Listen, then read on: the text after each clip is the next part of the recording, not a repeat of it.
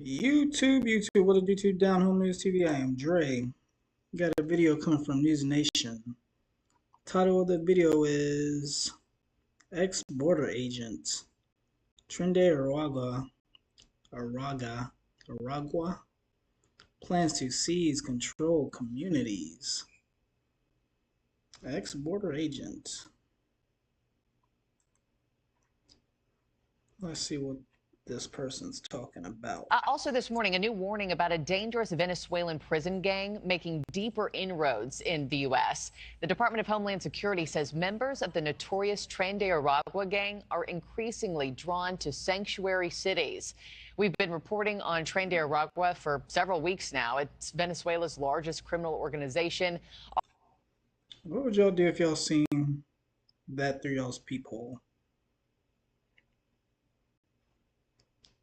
What would y'all do if y'all saw that through y'all's peephole? An automatic gun?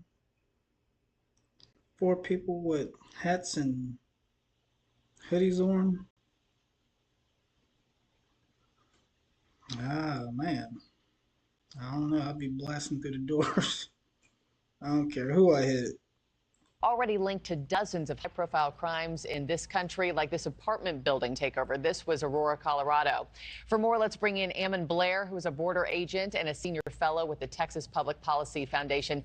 Ammon, it's good to have you back. I wanted to start with this. According to Border Patrol, the number of Venezuelan migrants entering the U.S. was around 330,000 in the fiscal year of 2023. You yourself have stated that if there is a Venezuelan migrant community in a neighborhood, then there's likely the Tren de Aragua gang. Why? Yes, ma'am, because instead of building their enterprise off of narcotics like a lot of other gangs, they built their entire enterprise off the backs of over 8 million Venezuelans fleeing Venezuela and other countries in South America. Mm-hmm. And once the Tren de Aragua establishes a cell within a community, what's their end game? What happens next? Their end game really is to govern and control that area. So they're going to seize areas, they're going to seize apartments, they're going to seize abandoned buildings, they're going to take over the migrant care centers, and their whole goal is to infiltrate themselves within the criminal underworld in that local area, either work for the major criminal enterprise there, whether that's the Mexican cartels, work with them, or actually take it over completely. And that's really just to govern and control their own people, just like you see the CCP doing in the United States with the secret police stations. And Ammon, earlier on the show, I spoke with a former gang member. His name's Tyrone Muhammad, who had a grave warning for cities dealing with Tren de Aragua. Take a listen to what he had to say. Once these members learn the city, and they use the resources of our tax dollars and revenue to buy cars and to buy guns and to set up drug operations and prostitution rings in downtown Chicago, we're about to start seeing the beginning of hell in Chicago. Yeah, I know this. Yeah, so Ammon, just listening to what he had to say, is that hyperbolic? I mean, do you agree with everything that he just said? I mean, he's warning of bloodshed and warfare. Yes, ma'am. Unfortunately, what he's seeing and what the communities in Chicago are seeing is that the federal government and also sometimes their local government are prioritizing foreign nationals in their community. They're protecting them from the legalities of their criminal activities, and also they're supporting them financially. So they're seeing, not only they're seeing the criminal enterprise come into their city, but they're also seeing the federal government actually protecting them. And so that's going to create a massive division. Yeah, well, it's happening now apparently in states across the country. Really scaring, and we'll heed all of your warnings. Ammon Blair, thank you so much as always. Well,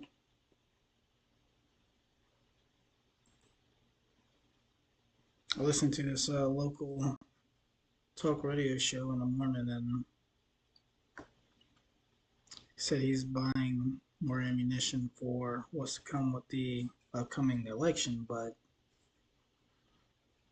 it's an ex-Border Patrol agent.